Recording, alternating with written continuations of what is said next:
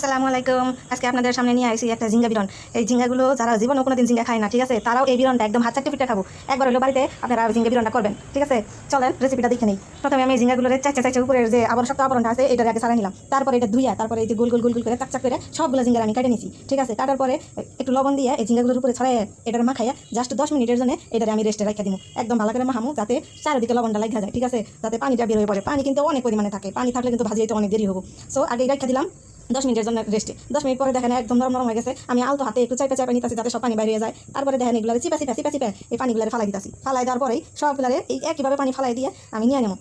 দেখেন কত পরিমাণে পানি বের হইতেছে, দেখছেন নি? এই পানিগুলো যদি থাকে তাহলে তো ভাজিটা কত দেরি হবো। দেখেন কত পানি বাড়াইছে। এর মধ্যে আমি দিয়ে দিলাম লবণ, তারপরে দিয়ে দিতেছি হলুদ, তারপরে দিতেছি কাঁচামরিচ, ঠিক আছে। দিয়ে এক সাইডে রেখে দিলাম। তারপরে কড়াইতে আমি দিতেছি তেল।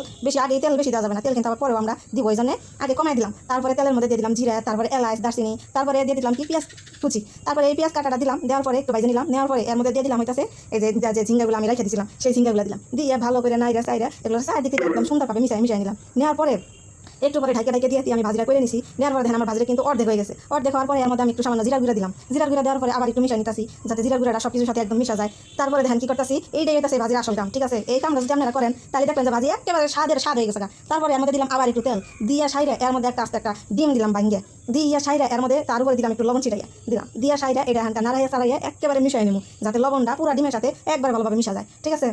দেখেন আমি খুব ভালোভাবে নাড়ি চাড়ি নিতেছি যাতে লবণটা একদম মিশা যায় আর ডিমটাও শক্ত হয়ে যায়। এই যে দেখেন কত সুন্দরভাবে মিশাই নিছি। কিছুক্ষণ নাড়ি নিবো যাতে ডিমগুলো একদম শক্ত হয়ে যায়, ঠিক আছে। আবার কড়াইয়ের সাথে জানি লাগিয়ে না যায়, পুড়ে না যায়, এইটাও কিন্তু আবার খেয়াল রাখা লাগবে, ঠিক আছে। তো ভালোভাবে নাড়ি চাড়ি নেওয়ার পরে আমাদের নাড়ি চাড়ি নেওয়া একদম হয়ে গেছে। এখন আমি সম্পূর্ণ ভাজিরে এর মধ্যে একবারে মিশাইয়া একেবারে দিতেছি নাইরা একেবারে সবগুলোর একসাথে মিশে হালা লাগবো। মিশাই হালাইয়া নাড়নি লাগবো, খালি নাড়নি লাগবো। তারপরে কিছুক্ষণ পরে আপনি ডাইকে দিবেন, আর একটু ডাইকে দিয়ে আবার একটু লবণটা একটু চেক করে নেবেন যে লবণটা ঠিক আছে কিনা। কারণ যদি আপনার ভাজিতে লবণ ঠিক না থাকে তাহলে কিন্তু মজা লাগতো না।